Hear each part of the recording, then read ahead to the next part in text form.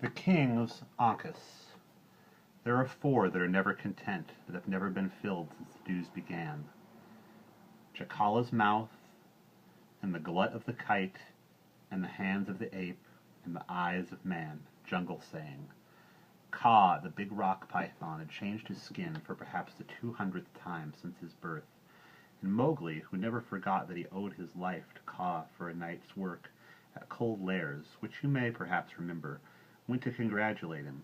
Skin-changing always makes a snake moody and depressed, till the new skin begins to shine and look beautiful. Ka never made fun of Mowgli anymore, but accepted him, as the other jungle people did, for the master of the jungle, and brought him all the news that a python of his size would naturally hear. What Ka did not know about the middle jungle, as they call it, the life that runs close to the earth or under it, the boulder, burrow, and the tree bowl life, might have been written upon the smallest of his scales. That afternoon, Mowgli was sitting in the circle of Ka's great coils, fingering the flaked and broken old skin that lay all looped and twisted among the rocks, just as Ka had left it. Ka had very courteously packed himself under Mowgli's broad, bare shoulders, so that the boy was really resting in a living armchair. Even to the scales of the eyes it is perfect," said Mowgli under his breath, playing with the old skin. "Strange to see it covering one's own head at one's own feet." "Aye, but I lack feet," said Ka, "and since this is the custom of all my people, I do not find it strange. Does thy skin never feel old and harsh?" "Then I go and I wash, Flathead. But it is true in the great hearts that I have wished I could slow my skin without pain and run skinless." "I wash, and I also take off my skin. How looks the new coat?" Mowgli ran his hand down the diagonal checkerings of the immense back. "The turtle is harder backed, but not so gay," he said judgmentally. "The frog, my name-bearer, is more gay, but not so hard. It is very beautiful to see, like the mottling in the mouth of the lily." "It needs water. A new skin never comes to full color before the first bath. Let us go bathe." "I will carry thee," said Mowgli, and he stooped down, laughing, to lift the middle section of Ka's great body, just where the barrel was thickest. A man might just as well have tried to heave up a 2-foot water main, and Ka lay still, puffing with quiet amusement. Then the regular evening game began, the boy in the flush of his great strength, and the python in his sumptuous new skin, standing up one against the other for a wrestling match, a trial of eye and strength. Of course Ka could have crushed a dozen Mowglis if he had let himself go, but he played carefully and never lost 1/10 of his power. Ever since Mowgli was strong enough to endure a little rough handling, Ka had taught him this game, and it suppled his limbs as nothing else could. Sometimes Mowgli would stand lapped almost to his throat in Ka's shifting coils, striving to get one arm free and catch him by the throat. Then Ka would give way limply, and Mowgli, with both quick-moving feet, would try to cramp the purchase of that huge tail as it flung backwards, fleeing for a rock or a stump. They would rock to and fro, head to head, each waiting for his chance, till the beautiful statue-like group melted in a whirl of black and yellow coils and struggling legs and arms, and rise up again and again. "Now, now, now," said Ka, making feints with his head that even Mowgli's quick hand could not turn aside. "Look, I touch thee here, little brother, here and here. Are thy hands numb? Here again." The game always ended in one way, with a straight driving blow to the head that knocked the boy over and over. Mowgli could never learn the guard for that lightning lunge, and, as Ka said, there was not the least use in trying. "Good hunting," Ka grunted at last, and Mowgli, as usual, was shot away half a dozen yards, gasping and laughing. He rose with his fingers full of grass and followed Ka to the wise snake's pet bathing place, a deep, pitchy black pool surrounded with rocks and made interesting by sunken tree stumps. The boy jumped in jungle fashion without a sound, and dived across, rose to without a sound, and turned on his back, his arms behind his head, watching the moon rising above the rocks and breaking up her reflection in the water with his toes. Kaa's diamond-shaped head cut the pool like a razor and came out to rest on Mowgli's shoulder. Then they lay still, soaking luxuriously in the cool water. "It is very good," said Mowgli at last, sleepily. Now in the Man-Pack at this hour, as I remember, they laid them down upon hard pieces of wood in the inside of a mud tray, and having carefully shut out all the clean winds, drew foul cloth over their heavy heads and made evil songs through their noses. It is better in the jungle. A hurrying cobra slipped down over a rock, and Drank gave them. "Good hunting," and went away. Said Kaa, as though he had suddenly remembered something. "So the jungle gives thee all that thou hast ever desired, little brother?" "Not all," said Mowgli, laughing, "else there would be a new and strong Shere Khan to kill once a moon. Now I could kill with my own hands, asking no help of the buffaloes. And also I have wished the sun to shine in the middle of the rains, and the rains to cover the sun in the deep of summer. And also I have never gone empty, but I wished that I had killed a goat.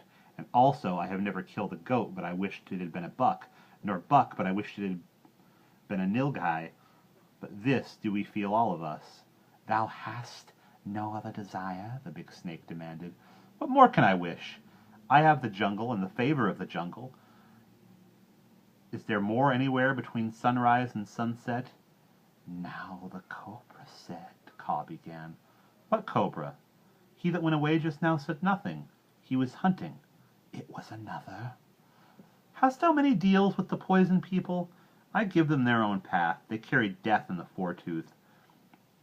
And that is not good, for they are so small. But what hood is this thou hast spoken with?" Kaa rolled slowly in the water like a steamer in a beamed sea.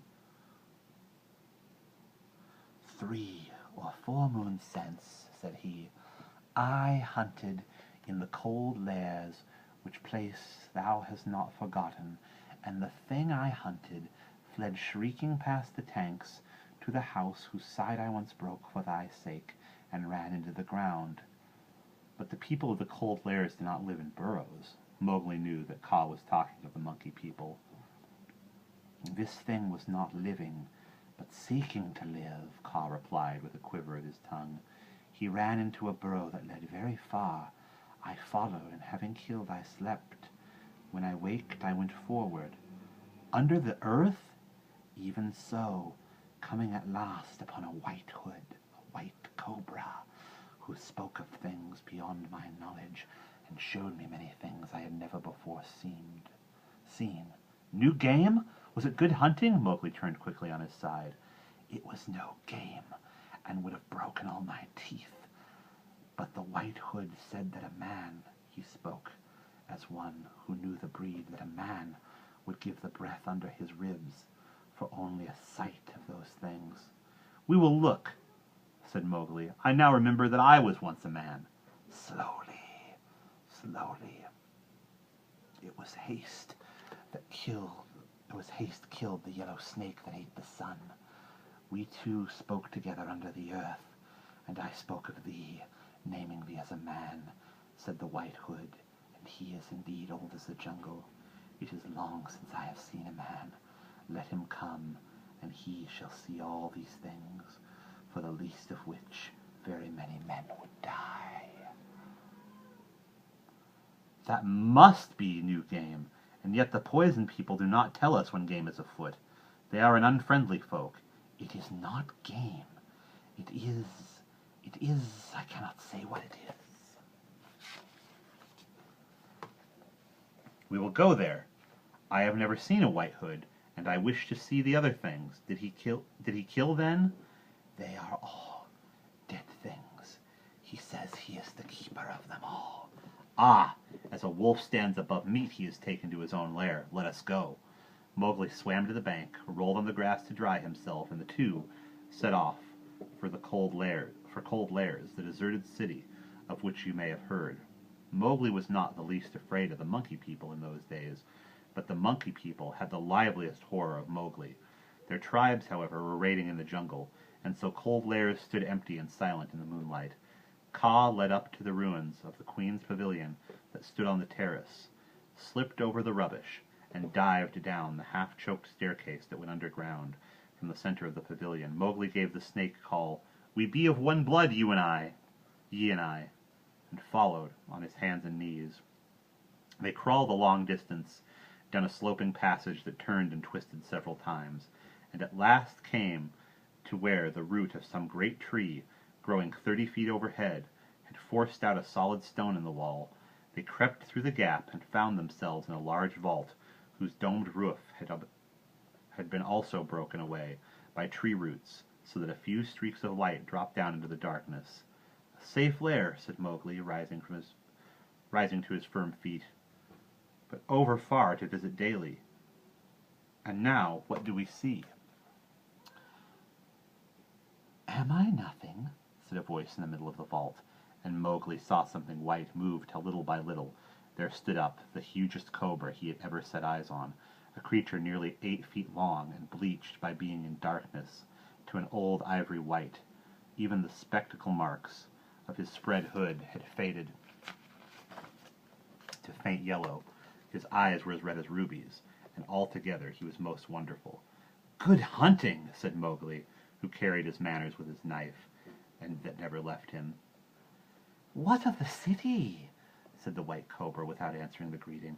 "What of the walled city, the city of 100 elephants, and 20,000 horses, and cattle past counting, the city of the king of 20 kings? I grow deaf here, and it is long since I have heard their war gongs." "The jungle is above our heads," said Mowgli. "I know only Hati and his sons among elephants. Bagheera has slain all the horses in one village. And what is a king?" "I told thee," said Kaa softly to the cobra, "I told thee 4 moons ago that thy city was not." "The city, the great city of the forest whose gates are guarded by the king's towers, can never pass. They builded it before my father's father came from the egg, and it shall endure when my son's sons are as white as I. Solamdi, the son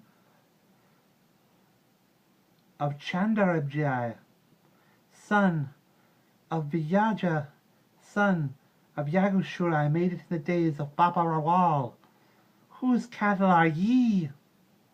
"It is a lost trail," said Mowgli, turning to Kaa. "I know not his talk." "Nor I. He is very old, father of cobras. There is only the jungle here, as it has been since the beginning."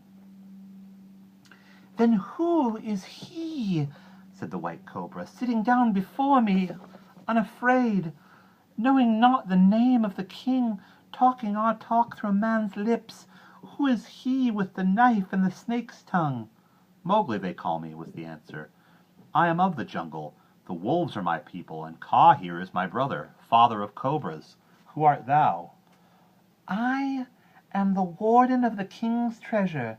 Kuran Raja builded the stone above me in the days when my skin was dark, that I might teach death to those who came to steal.